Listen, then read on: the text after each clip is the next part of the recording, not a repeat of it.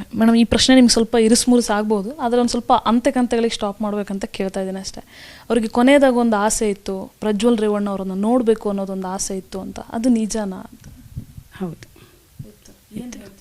ಖಂಡಿತ ಇತ್ತು ಅದು ಅವ್ರಿಗೆ.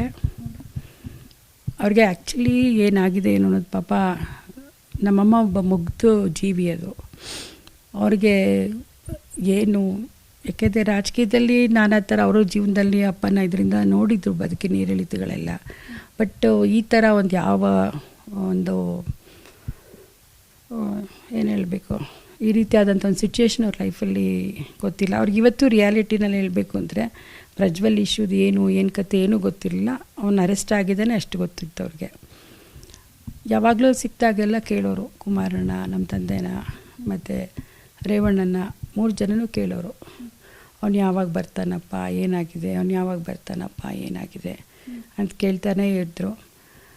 ನಾವು ಒಂದೊಂದು ಸತಿ ಕೊನೆಗೆ, ಯಾಕೆಂದರೆ ಅವ್ರಿಗೂ ಆರೋಗ್ಯ ಸ್ವಲ್ಪ ಕ್ಷೀಣಿಸ್ತಾ ಬರ್ತಿದ್ದಾಗ ಅವ್ರು ಕೇಳಿದಾಗ, ಇಲ್ಲಮ್ಮ ನಾಳೆ ಬರ್ತಾನೆ, ನಾಡಿದ್ದು ಬರ್ತಾನೆ, ಹೀಗೆ ಹೇಳ್ಕೊಂಡೇ ಬಂದ್ವಿ ಅಮ್ಮನಿಗೆ. ಆಮೇಲೆ ಸ್ವಲ್ಪ ಅವ್ರದ್ದು ಬಂದಿದ್ದಾನೆ ಅಲ್ಲಿದ್ದಾನೆ ಆ ಥರ ಶುರು ಮಾಡ್ಕೊಂಡ್ವಿ. ಬರೋಕ್ಕೆ ಹೇಳಿ ನೋಡಬೇಕು ಮಾಡಬೇಕು ಅನ್ನೋರು. ಆಮೇಲೆ ಬರ್ತಾ ಅವ್ರು ಸ್ವಲ್ಪ ಮೆಮೊರಿನೂ ಇದಾದಮೇಲೆ ಅದನ್ನು ಕೇಳೋದು ಸ್ವಲ್ಪ ಬಿಟ್ಟರು. ಲಾಸ್ಟಲ್ಲಿ ಅವ್ರಿಗೆ ಸ್ವಲ್ಪ ಮರು ಬಂದ ಮೇಲೆ, ಅದಕ್ಕೆ ಮುಂಚೆ ನಮ್ಮ ಅಣ್ಣಂದಿರು ಕಂಡಾಗೆಲ್ಲ ಸಿಕ್ತಾಗೆಲ್ಲ ಕೇಳೋರು, ಅಮ್ಮ ನೋಡೋಕೆ ಬರೋರಲ್ಲ ಅವಾಗೆಲ್ಲ ಕೇಳೋರು. ಕೊನೆಯಲ್ಲಿ ಸ್ವಲ್ಪ ಈಗ ಒಂದು 5-6 ತಿಂಗಳಿಂದ ಸ್ವಲ್ಪ ಅದು ಕಡಿಮೆ ಆಯಿತು, ಕೇಳೋದು ಕಡಿಮೆ ಆಯಿತು. ಬಿಟ್ಟು ಬೇಡಿ ನನಗೆ ಇದನ್ನು ಕೇಳೋದಕ್ಕೆ ಮಾತಾಡೋದಕ್ಕೆ ಇಷ್ಟು. ಸೊ ಈಗ ಕೊನೆಯದಾಗಿ ಮೇಡಮ್, ಆ ಸಮಾಧಿ ಇರುವಂತಹ ಜಾಗದಲ್ಲಿ ಜನಗಳು ಬರ್ತಾನೆ ಇದ್ದಾರೆ. ಸೊ ಮುಂದಿನ ದಿನದಲ್ಲಿ ಏನಾದರೂ ಒಂದು ವ್ಯವಸ್ಥೆ ಇದೆಯಾ ಅಲ್ಲಿ ನೋಡೋದಕ್ಕೆ, ಆ ಥರ ಏನಾದರೂ? ಅದನ್ನೆಲ್ಲ ಈಗ ಅದು ನಮ್ಮ ಅಣ್ಣಂದಿರು ಸೇರ್ಕೊಂಡು ಏನೇನೋ ಪ್ಲ್ಯಾನ್ ಮಾಡ್ತಾ ಇದ್ದಾರೆ. ಯಾಕೆಂದರೆ ಅದು ಒಂದು ನೆನಪಿನಲ್ಲಿ, ಯಾಕೆಂದ್ರೆ ನಮ್ಮಮ್ಮ ನಡೆಸಿದಂಥ ಬದುಕನ್ನು ಬಿಂಬಿಸ್ತಕ್ಕಂಥ ಒಂದು ನೆನಪಿನ ಸ್ಥಳ ಆಗಬೇಕು ಅನ್ನೋ ಒಂದು ಇದರಿಂದ ಅವ್ರದ್ದೇ ಆದಂಥ ಒಂದು ಕನಸುಗಳನ್ನು ಇಟ್ಕೊಂಡಿದ್ದಾರೆ ನಮ್ಮ ಅಣ್ಣಂದಿರೆಲ್ಲರೂ ಸೇರಿಕೊಂಡು. ಮುಂದಿನ ದಿನಗಳಲ್ಲಿ ಅದನ್ನು ಕಾರ್ಯಗತಗೊಳಿಸ್ಕೊಳ್ಳೋಕ್ಕೆ ಅವರೆಲ್ಲರೂ ಒಟ್ಟುಗೂಡಿ ಈಗ ಪ್ಲ್ಯಾನ್ ಮಾಡ್ತಾ ಇದ್ದಾರೆ. ಸೊ ಸದ್ಯದಲ್ಲೇ ಅವ್ರು ಏನು ಈಗ ಅಪ್ಪನ ಆಸೆನೂ ಇತ್ತು, ಯಾಕೆಂದರೆ ಅವ್ರಿಗೆ ಸ್ವಲ್ಪ ಓಲ್ಡ್ ಏಜು ಮಾಡಬೇಕು, ಅನಾಥ ಮಕ್ಕಳು ಸಾಕಬೇಕು ಅನ್ನೋದೊಂದಿತ್ತು. ಅದನ್ನೆಲ್ಲ ಅಲ್ಲಿ ಮಾಡಬೇಕು ಅನ್ನೋ ಒಂದು ಕಾನ್ಸೆಪ್ಟಲ್ಲಿ ಅಲ್ಲೇ ಸಮಾಧಿ ಹತ್ರದಲ್ಲೇ ಮಾಡಬೇಕು, ಅದಕ್ಕೆ ಪಕ್ಕದಲ್ಲೇ ಡೆವಲಪ್ ಮಾಡಬೇಕು ಅಂತ ಇದ್ದಾರೆ. ಅದಕ್ಕೆ ಭಗವಂತನ ಒಂದು ಆಶೀರ್ವಾದ ಕೃಪೆನೂ ಬೇಕು, ನೋಡೋಣ. ಇಲ್ಲಿ ಸೊ ಕೊನೆ ಪ್ರಶ್ನೆ ಮೇಡಮ್, ಬಿಟ್ಟೋಯ್ತು ಮಧ್ಯದಲ್ಲಿ. ಆ ಮಗುದೊಂದು ವಿಡಿಯೋ ವೈರಲ್ ಆಗ್ತಾ ಇತ್ತು, ಊಟ ಮಾಡಿಸ್ತಾ ಇರೋದೊಂದು ಪಾಪು, ಅದ್ರ ಬಗ್ಗೆ ಆಗಲಿ ಅಥವಾ ದೇವೇಗೌಡರು ಒಂದು ವಿಡಿಯೋದಲ್ಲಿ ಹೇಳ್ತಾರೆ, ನಾನು ಇರಬೇಕಾ ಬೇಡವಾ ಇಲ್ಲಿ ನಿನಗೆ ಅಂತ ಗದರಿಸಿ ಒಂದು ಊಟ ಮಾಡಿಸ್ತಾರೆ, ಅದೆಲ್ಲ ಬಹುಶಃ ನೀವೇ ಮಾಡಿರೋ ವಿಡಿಯೋನಾ ಅಂತ, ಅದ್ರ ಬಗ್ಗೆ ಹೇಳೋದಾದ್ರೆ? ಹೌದು, ಯಾಕೆಂದರೆ ನಮ್ಮಪ್ಪ ಅಮ್ಮ ಒಂದೊಂದ್ಸತಿ ಅವರು ಕಳೆದಿದ್ದು ಮುಂದಿನ, ಏಕೆಂದರೆ ನಮಗೆ ನಮ್ಮ ಮುಂದಿನ ಈಗ ನಮ್ಮ ಮಕ್ಕಳುಗಳಿಗೂ ತೋರಿಸ್ಬೇಕು ಅನ್ನೋ ಒಂದು ಭಾವನೆಯಿಂದ ಆ ವಿಡಿಯೋಗಳನ್ನ ಒಂದೊಂದ್ಸತಿ ಮಾಡಿದ್ದೀನಿ ನಾನು. ನೆನಪುಗಳಿಗೆ ಇರಬೇಕು, ನಾವು ಮುಂದಕ್ಕೆ ಇಟ್ಕೋಬೇಕು ಅಂತ ಅನ್ನೋ ಒಂದೊಂದು ದೃಷ್ಟಿಲಿ. ಆಮೇಲೆ ನಮ್ಮ ಅಪ್ಪ ನೋಡ್ಕೋತಾ ಇರೋ ಹುಡುಗರುಗಳು ಒಂದೊಂದ್ಸತಿ ಮಾಡಿದ್ದಾರೆ. ಯಾಕೆಂದರೆ ಅದೆಲ್ಲ ಅಪರೂಪದ ಕ್ಷಣಗಳು ನಮ್ಮ ಬದುಕಿನಲ್ಲಿ, ಅದು ಮತ್ತೆ ನಮಗೆ ಬೇಕು ಅಂದರೆ ನೋಡೋಕ್ಕೆ ಸಿಗೋದಿಲ್ಲ ಅಂತ ಹೇಳೇ ಅದನ್ನು ರೆಕಾರ್ಡ್ ಮಾಡ್ಕೊಂಡಿದ್ದು ಕೆಲವೆಲ್ಲ. ಹೌದು, ಅವಳು ನಮ್ಮ ತಂದೆ ನಮ್ಮ ತಾಯಿ ಜೊತೆ ಇಬ್ಬರ ಜೊತೆನೂ ಏನೋ ಗೊತ್ತಿಲ್ಲ, ಅವಳಿಗೆ ಅವ್ರ ಜೊತೆ ಒಂದು ಸಮಯ ಕಳೆಯುವಂಥ ಯೋಗ ಅನಿಸುತ್ತೆ ನನ್ನ ಮೊಮ್ಮಗಳದೂ. ನಮ್ಮಮ್ಮ ಊಟ ಒಂದೊಂದ್ಸತಿ ಮಾಡೋಕ್ಕೆ ಹಠ ಮಾಡೋರು.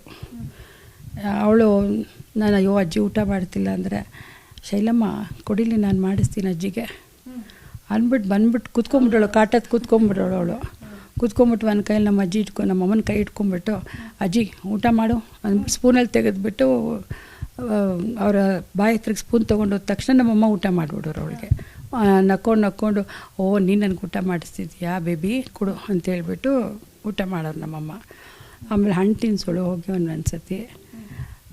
ಅಪ್ಪನಿಗೂ ಅಷ್ಟೇ, ಅಪ್ಪನ ಜೊತೆನೂ ಹಾಗೇನೆ ಅಮ್ಮನ ಜೊತೆನೂ. ಆಮೇಲೆ ಅಪ್ಪ ಒಂದೊಂದು ಸತಿ ಇವಳು ರೂಮಲ್ಲಿದ್ದರೆ ಕೆಳಗೆ ಕರ್ಕೊಂಬರೋಳು ನಮ್ಮ ಅಪ್ಪನ, ತಾತ ಬಾಯಲ್ಲಿ ಕೆಳಗಡೆಗೆ ಅಂತ ಕರ್ಕೊಂಬಂದು ಕೂರಿಸ್ಕೊಂಬಿಡೋಳು ಹಾಲಲ್ಲಿ. ನಮ್ಮಮ್ಮನೂ ತಾತ ಬಂದಿದ್ದಾರೆ ಬಾ ಅಜ್ಜಿ ರೂಮಿಂದ ಆಚೆನ ಕರ್ಕೊಂಬಂದು ಕೂರಿಸ್ಕೊಂಬಿಡೋಳು. ಅವ್ರ ಜೊತೆ ಆಟ ಆಡಿಕೊಂಡು ಒಳಗಡೆ ಕೆಲಸದವ್ರಿಗೆ ಹೋಗ್ಬಿಟ್ಟು ಅಜ್ಜಿ ತಾತಾಗ ಏನಾದರೂ ತಿನ್ನೋಕ್ಕೆ ಕೊಡು ಅಂತ ತರಿಸ್ಕೊಡೋಳು. ಅವ್ರಿಗೆ ತಿನ್ನಿಸೋದು ಮಾಡೋದು, ಅವ್ರ ಜೊತೆ ಕೂತ್ಕೊಂಡು ತನ್ನದೇ ಆದ ಒಂದು ಇದರಲ್ಲಿ ಅವ್ರನ್ನ ಒಂಥರ ಇನ್ವಾಲ್ವ್ ಮಾಡಿ ಖುಷಿಯಾಗಿ ಇಟ್ಕೊಳ್ಳೋಕೆ, ಅಂದರೆ ಆ ಮಗು ಅವಳು ಇನ್ನೋಸೆಂಟ್ ಇದ್ರಲ್ಲಿ ಆಟ ಆಡ್ತಿದ್ರು ಅವರಿಬ್ಬರು ಅದನ್ನ ಎಂಜಾಯ್ ಮಾಡೋರು. ಅವಳ ಜೊತೆಗಿದ್ದುಬಿಟ್ರೆ ಇಬ್ಬರು ಒಂಥರ ತಕ್ಕೊಂಡು ಮಾಡಿಕೊಂಡು ಸಂತೋಷವಾಗಿ ಕಾಲ ಕಳೆಯೋರು ಅವ್ರ ಜೊತೆ. ಮೇಡಮ್, ವೀಲ್ ಚೇರಲ್ಲಿ ಇದ್ರೂ ಕೂಡ ಅವ್ರವ್ರ ಕಾಲಿಗೆ ಬೀಳ್ತಾ ಇದ್ರು, ನೀವು ಗಮನಿಸಿದ್ರ ವಿಡಿಯೋಗಳಲ್ಲಿ? ಹೌದೌದು, ಖಂಡಿತ. ನಮ್ಮಮ್ಮಂಗೆ ಏನು ಅಂದರೆ ಬೆಳಗ್ಗೆ ಎದ್ದ ತಕ್ಷಣ ಗಂಡನ ನಮಸ್ಕಾರ ಮಾಡಬೇಕು, ಆಯಿತಾ, ನೋಡಿದಾಗೆಲ್ಲ ನಮಸ್ಕಾರ ಮಾಡೋರು, ಮತ್ತು ರಾತ್ರಿ ಮಲ್ಗಕ್ಕೆ ಮುಂಚೆ ನಮಸ್ಕಾರ ಮಾಡೋರು. ವೀಲ್ ಚೇರಲ್ಲಿದ್ದರೂ ಕೂಡ ಅಪ್ಪ, ಯಾಕೆಂದರೆ ಮಧ್ಯಾಹ್ನ ರಾತ್ರಿ ಅಮ್ಮನ ಜೊತೆ ಊಟ ಮಾಡ್ತಿದ್ರು ಯಾವಾಗಲೂ. ಊಟಕ್ಕಪ್ಪ ಬರೋರಲ್ಲ, ಬಂದ ತಕ್ಷಣ ಅಪ್ಪ ನೋಡಿದ ತಕ್ಷಣ ತನ್ನ ಕೈಲಿ ಆಗದೇ ಇದ್ದರೂ ಬಗ್ಗಿ ಕಷ್ಟಪಟ್ಟು ಬಗ್ಗಿ ಅವ್ರು ಇಲ್ಲಿ ಮುಟ್ಟಬೇಕು, ಕಾಲು ಮುಟ್ಟಕ್ಕೆ ಆಗ್ತಿರ್ಲಿಲ್ಲಲ್ಲ, ಮೊಣಕಾಲು ಮುಟ್ಬಿಟ್ಟು ನಮಸ್ಕಾರ ಮಾಡೋರು. ಅದು ಒಂದು ಸತಿ ಮಾಡ್ತಿರ್ಲಿಲ್ಲ ಅವ್ರಿಗೆ, 2-3 ಸತಿ ಹಿಂಗೆ ಅಂತಾನೆ ಇರೋರು. ನಮ್ಮಪ್ಪ ಸಾಕು ಎಷ್ಟು ಮಾಡ್ತೀಯ ನೀನು ಅಂದರೂ ಕೇಳ್ತಿರ್ಲಿಲ್ಲ. ಅವ್ರಿಗೆ ತೃಪ್ತಿ ಅನ್ನೋದೇ ಆಗ್ತಿರ್ಲಿಲ್ಲ. ಎಷ್ಟು ಸತಿ ನಮಸ್ಕಾರ ಮಾಡಿದ್ರು ಇನ್ನೂ ಮಾಡಬೇಕು ಅಂತಕ್ಕಂಥ ಒಂದು. Madam, last question. ಸೊ ಇದೇ ಮನೇಲಿ ಅವರು ಜೀವಿಸಿದ್ರು, ಅವರು ಓಡಾಡಿದಂತಹ ಜಾಗ, ಅದನ್ನೆಲ್ಲ ನೋಡಿದಾಗ ಏನು ಅನಿಸುತ್ತೆ? ಮನಸ್ಸಿಗೆ ತುಂಬ ನೋವಾಗತ್ತೆ. ಅದು ಮರೆಯೋಕ್ಕೆ ನನಗೂ ತುಂಬ ಸಮಯ ಬೇಕು ಅಂತ ಅನ್ಸುತ್ತೆ. ಯಾಕೆಂದರೆ ಅದು ಎಸ್ಪೆಷಲಿ ಅವರ ಪೂಜಾ ರೂಮಲ್ಲಿ ಕಳೆದ ದಿನಗಳು, ಅವ್ರು ಪೂಜೆ ಮಾಡ್ತಿದ್ದ ರೀತಿ, ಈಗ ನಾನು ಅದೇ ದಾರಿನಲ್ಲಿ ಹೋಗಬೇಕಾ, ಅವ್ರ ಥರ ಅಷ್ಟೊತ್ತೇ ಕೂತ್ಕೊಂಡು ಪೂಜೆ ಮಾಡಬೇಕು ಅಂತ ಮನಸ್ಸು ಅನ್ನಿಸ್ತಾ ಇದೆ ಅವ್ರದ್ದು. ಯಾಕೆಂದರೆ ಅವ್ರು ಹಾಕೊಟ್ಟ ದಾರಿಲೇ ಹೋಗಬೇಕು, ನಾನು ಅವ್ರು ಯಾವ ಸಿಸ್ಟಮಲ್ಲಿ ಪೂಜೆ ಮಾಡ್ತಿದ್ರು ಅದೇ ರೀತಿ ಮಾಡಬೇಕು ಅಂತ ಅನಿಸುತ್ತೆ. ನೋಡೋಣ ಅದು. ಬಟ್ ಆ ಜಾಗ ನೋಡೋಕ್ಕೆ ಅವ್ರು ಮಲಗ್ತಾ ಇದ್ದಿದ್ದು ರೂಮ್ ನೋಡಿದೆ, ಎರಡೂ ಸದ್ಯದಲ್ಲಿ ನಂಗೆ ಅದು ಮರೆಯೋಕ್ಕಾಗಲ್ಲ, ಅದೆರಡು ಜಾಗ ನೋಡಿದ್ರೆ ಇದನ್ನು ಅಂತ ಅನಿಸುತ್ತೆ. Thank you ma'am, thank you so much ಇಷ್ಟೊತ್ತು ಮಾತಾಡಿದ್ದಕ್ಕೆ. ಸೊ ಕೇಳಿದ್ರಲ್ಲ, ಇದು ಚೆನ್ನಮ್ಮ ಅವರ ಕಿರಿಯ ಪುತ್ರಿ ಶೈಲಜಾ ಅವರು, ಅವರ ಬದುಕಿನ ಬಗ್ಗೆ, ಅವರ ತಾಯಿಯ ಜೊತೆಗಿನ ನೆನಪುಗಳ ಬಗ್ಗೆ, ಅವರ ತಾಯಿಯ ಗುಣಗಾನ ಜೊತೆಗೆ ಅವರೊಂದಿಗಿನ ಅನುಭವವನ್ನು ಹಂಚಿಕೊಂಡಂತಹ ರೀತಿ. ನಾನು ಆಗಲೇ ಹೇಳಿದಾಗೆ ಅವರ ಹೆಸರು ಚೆನ್ನಮ್ಮ ಆದರೂ ಕೂಡ ಅವರ ವ್ಯಕ್ತಿತ್ವದ ಮೂಲಕ, ಆ ಚಿನ್ನದಂತಹ ವ್ಯಕ್ತಿತ್ವದ ಮೂಲಕ ಲಕ್ಷಾಂತರ ಜನ ಅವರನ್ನು ಕಣ್ತುಂಬಿಕೊಳ್ಳೋದಕ್ಕೆ ಅವರ ಅಂತಿಮ ದರ್ಶನದ ದಿನ ಸಾಗರೋಪಾದಿಯಲ್ಲಿ ಬರ್ತಾ ಇದ್ರು. ಸೊ ಅವ್ರ ಮೇಲಿನ ಅಭಿಮಾನ ಇನ್ನಷ್ಟು ಜನರಿಗೂ ಕೂಡ ಡಬಲ್ ಆಗ್ತಾ ಇದೆ. ಪ್ರತಿ ಜನ್ರೇಷನ್ಗೂ ಕೂಡ ಅವರ ಗುಣ, ಅವರ ವ್ಯಕ್ತಿತ್ವ ಅದೆಲ್ಲವೂ ಕೂಡ ಇನ್ಸ್ಪಿರೇಷನ್ ಅಂತ ಹೇಳ್ತಾ ಇವತ್ತು ಈ ಕಾರ್ಯಕ್ರಮವನ್ನು ಮುಗಿಸ್ತಾ ಇದ್ದೀವಿ. ವಿಡಿಯೋ ಜರ್ನಲಿಸ್ಟ್ ಶಿವಪ್ಪ ಜೊತೆ ಪ್ರಗತಿ ಶೆಟ್ಟಿ, ನ್ಯೂಸ್ 18 ಬೆಂಗಳೂರು.